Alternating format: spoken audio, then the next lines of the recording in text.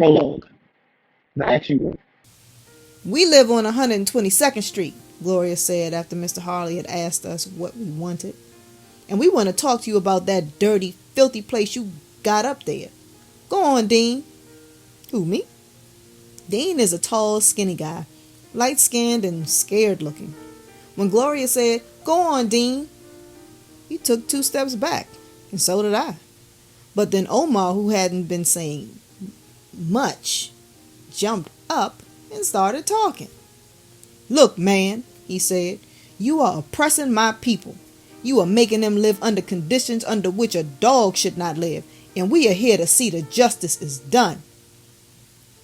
"You live in this building," Mr. Harley said, turning red. "You live in this building." "No, we don't live there," Gloria said. One hand was on her hip, and she was beginning to point, so we knew she was getting warmed up. "We wouldn't live in that pig pen.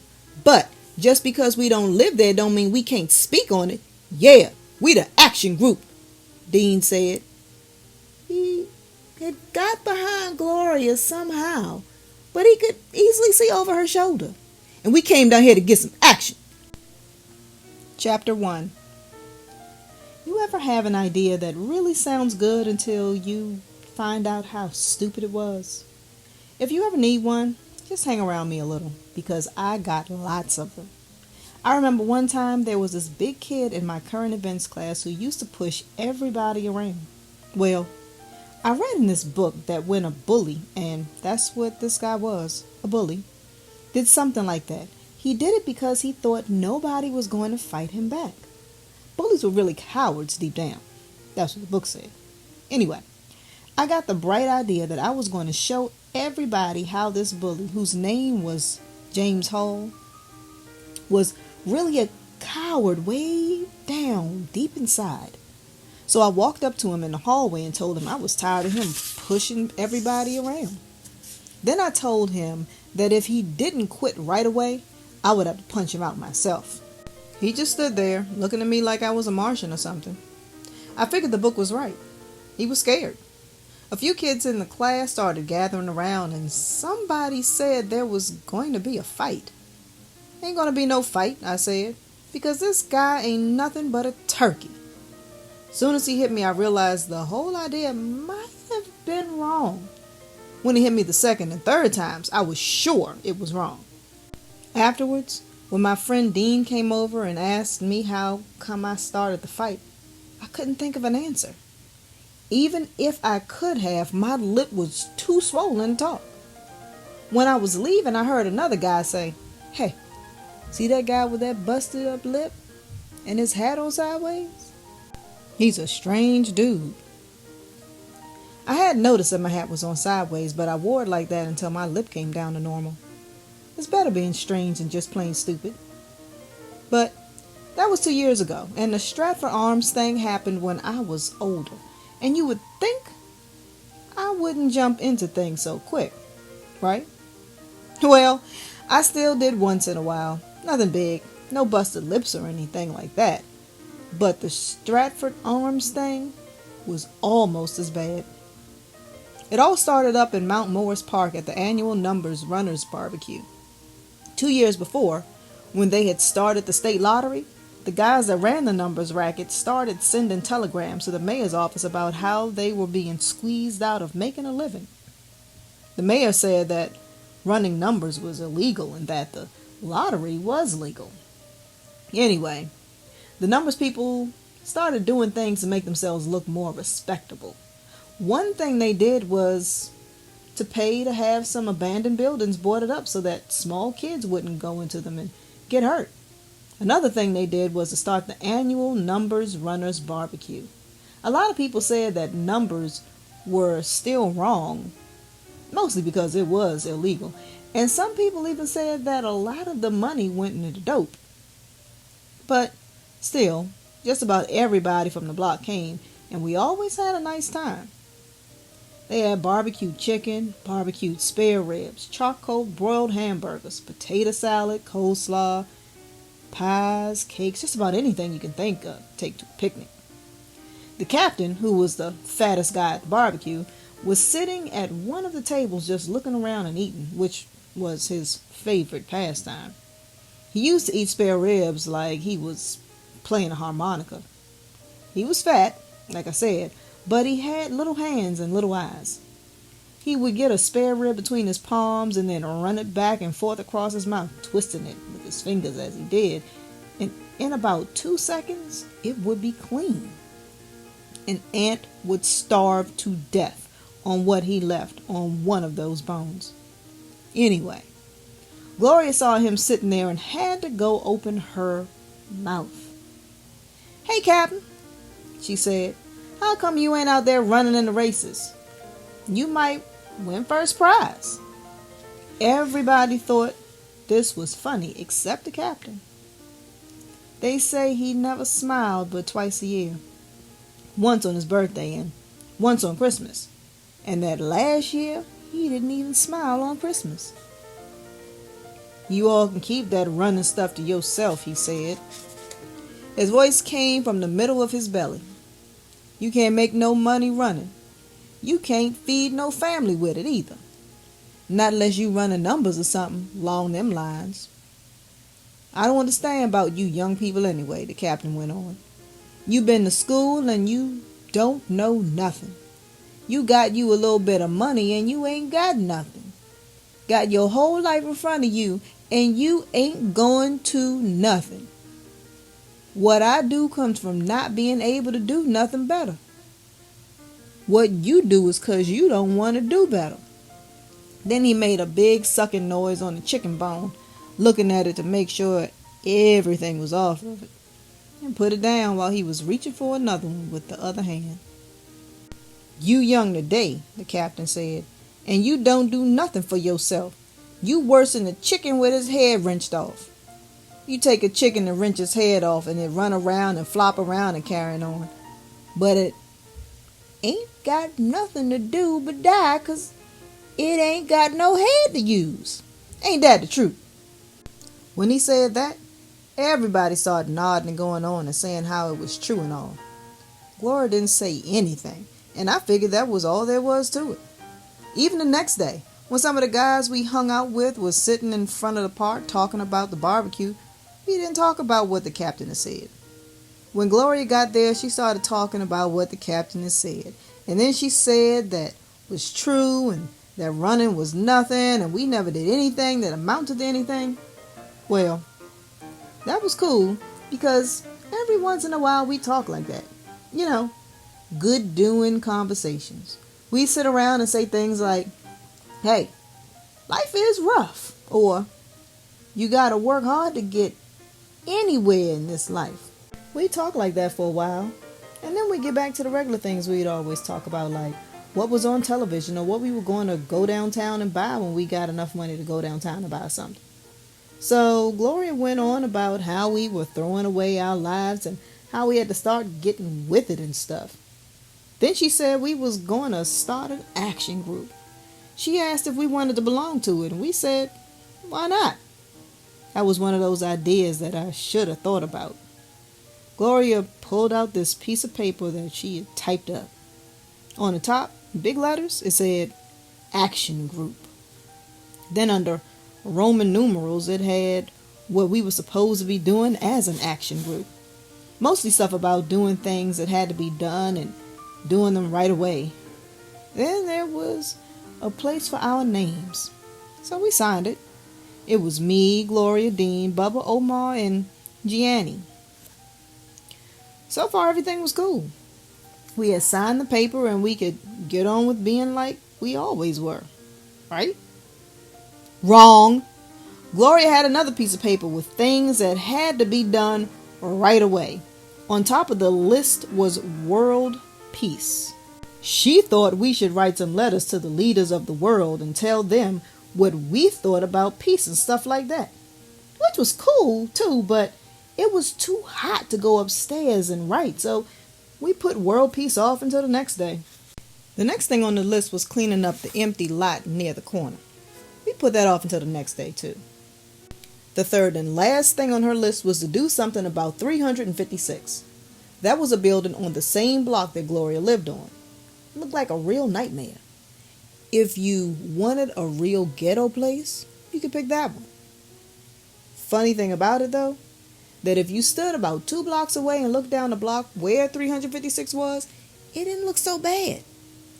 All of the buildings on the block were either dark brown or dark red, according to what they were made of, and looked about the same from a distance. But as you came closer, you could see that some of the buildings were okay and some were terrible. It didn't take a lot to make a building look terrible either.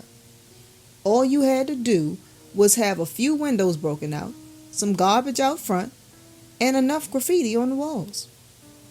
The building at 356 had its share of garbage, graffiti, and grit, but it didn't have any windows broken out. Oh, yes. It was the only house on the block that had a name. It was called Stratford Arms. No one ever called it that, though. It was either just 356, the way the postman called it, or the joint, the name we knew it by. None of the buildings on the block were really great looking. Most of them looked like old people still trying to hold themselves together.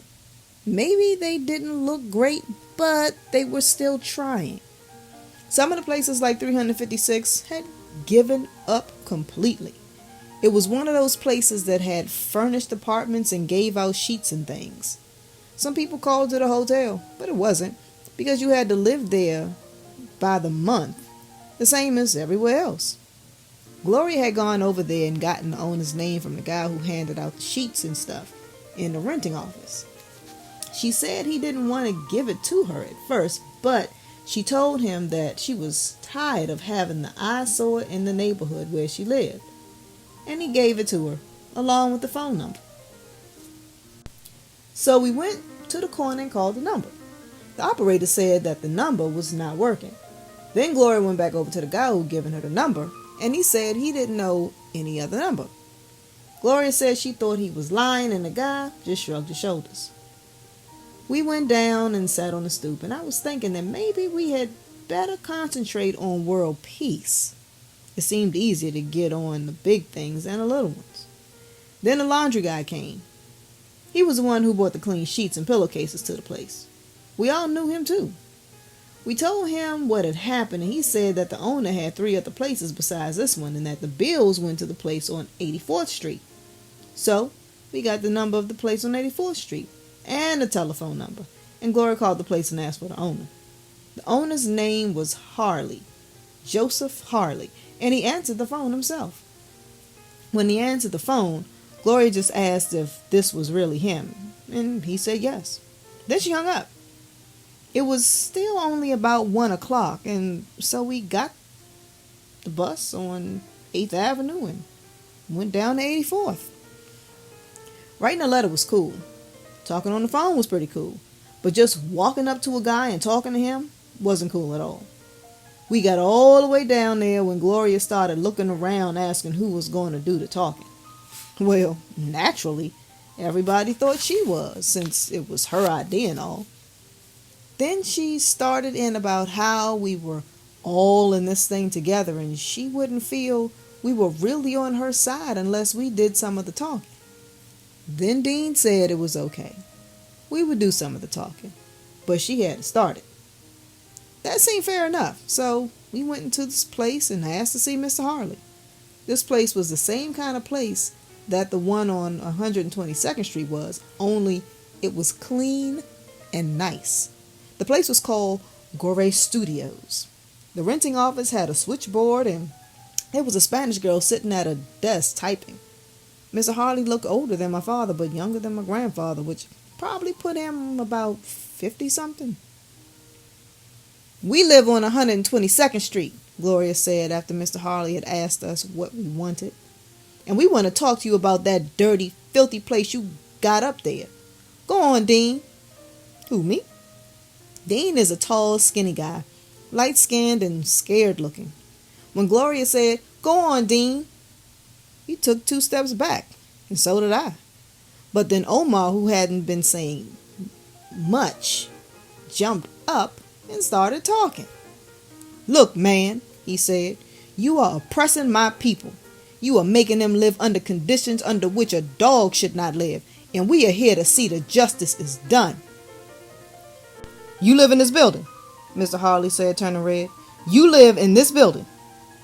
No, we don't live there, Gloria said. One hand was on her hip and she was beginning to point, so we knew she was getting warmed up.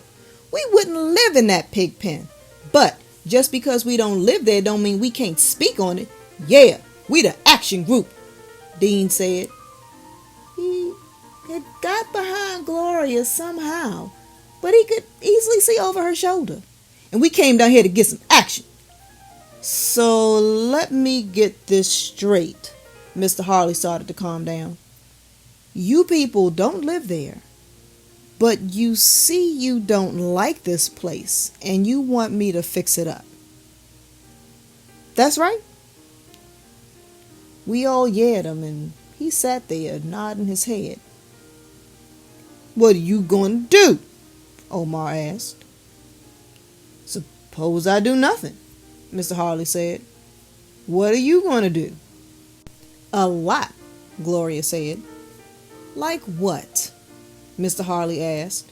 He was sitting back in his chair and looking like he had just won or something. Like, what are you going to do? We'll come down here and picket this place, baby. That's what Gianni said. And it sounded like a good idea, but Mr. Harley was still smiling. You got 48 hours to give us some action, Gloria said, or we'll be down here without picket signs. And you can smile all you want to, but we'll see who be smiling in the end. Who is a spokesperson for your group? Mr. Harley asked. We all are, Dean said. Well, suppose I want to contact one of you. How can I do it if you don't give me the name of your spokesperson? Mr. Harley took a pad from his desk and a pencil and looked at the group.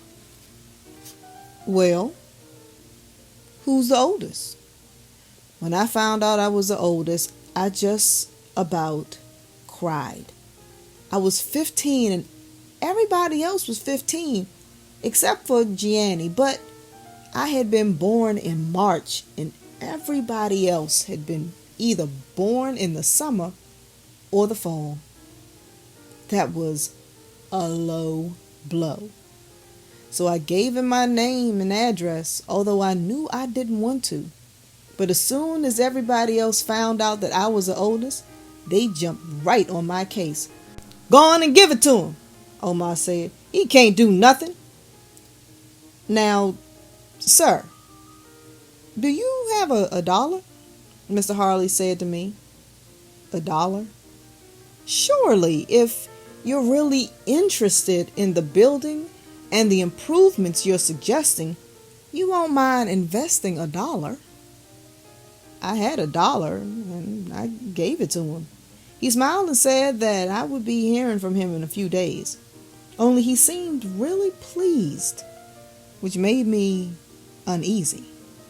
The rest of the action group was all excited when we went over to Central Park West to get the bus back uptown. They were talking about what they had said and everything. I was thinking about one thing. He had my name and address. Suppose he sends out a hitman or something, I said. He ain't gonna send out a hitman to get you, man. Relax, Omar said.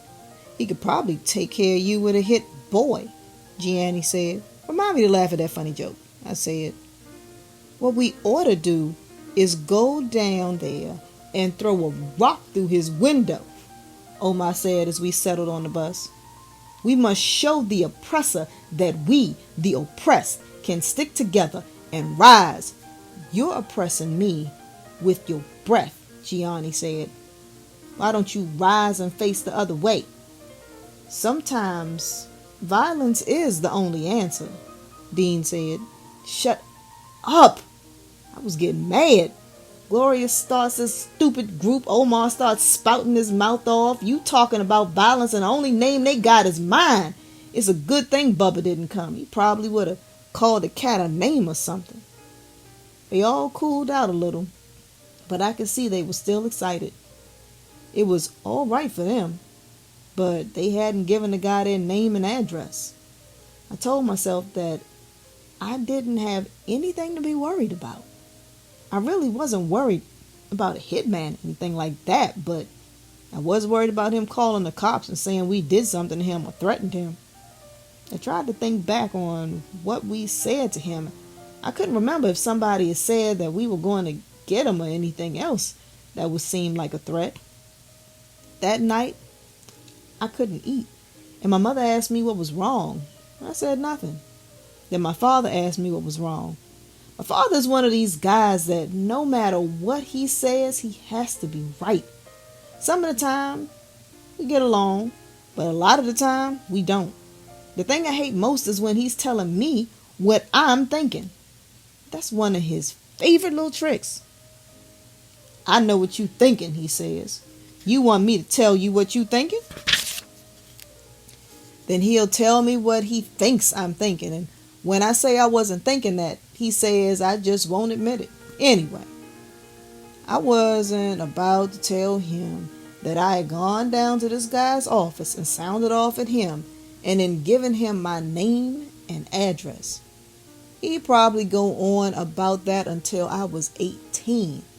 So I told him I had brought a bag of French fries and ate them too fast. Then he went on for about an hour about that. Next day, they told Bubba, and Bubba wanted to go down and see the guy again and tell him that we had cut his time short from 48 hours to 36. We do that, see, and we got the initiative, Bubba said.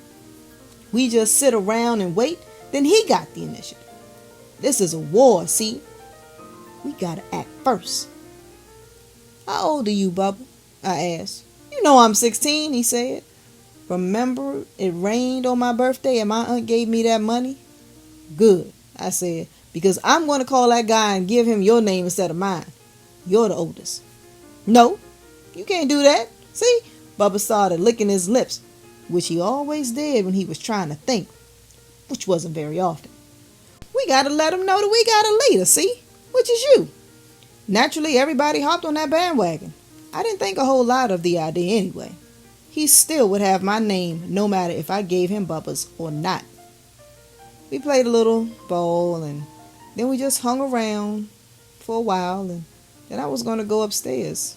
My father had come in my room last night and saw it. Crumpled up McDonald's bag in the corner. And he had made a big thing about it. I remembered that I hadn't picked it up and I knew he was going to find some reason to go into my room and see if I had picked it up. I was just about to go up when I saw Florencia, who I really liked a lot and who had taught me some Spanish. Guess who's going to jail? She said. Who? Gloria asked. My heart dropped right in the middle of my stomach. Chris. Chris? Omar was surprised, as was everybody else. Chris was the last guy you would think about going to jail. Yeah, Florencia said. They say he stole some stuff from that store he works in. The hi-fi store? They got another guy too. You know that guy that hangs around Eddie's all the time? Tall dude with a limp? No, that dark guy that always tries to talk Spanish. With the do-rag around his head? Yeah, Florencia said. Him. He got a record and everything. We sat around for a while longer and talked about it, but we found out that Florencia didn't know anything, and when we went around the block, we found out that nobody else knew anything either. Just that the store had been robbed about a week before, and that they just broke the case. Dean got really upset because he and Chris were really close. I felt almost as sorry for Dean as I did for Chris. We sat on the stoop a while, and then we saw Chris's mother come up to the house with his uncle. She was crying. They had come up in a cab and Chris wasn't with them, so we guessed he was in jail. His mother was crying, so we didn't ask her any questions. And when Dean got up and walked away from the stoop, we all did.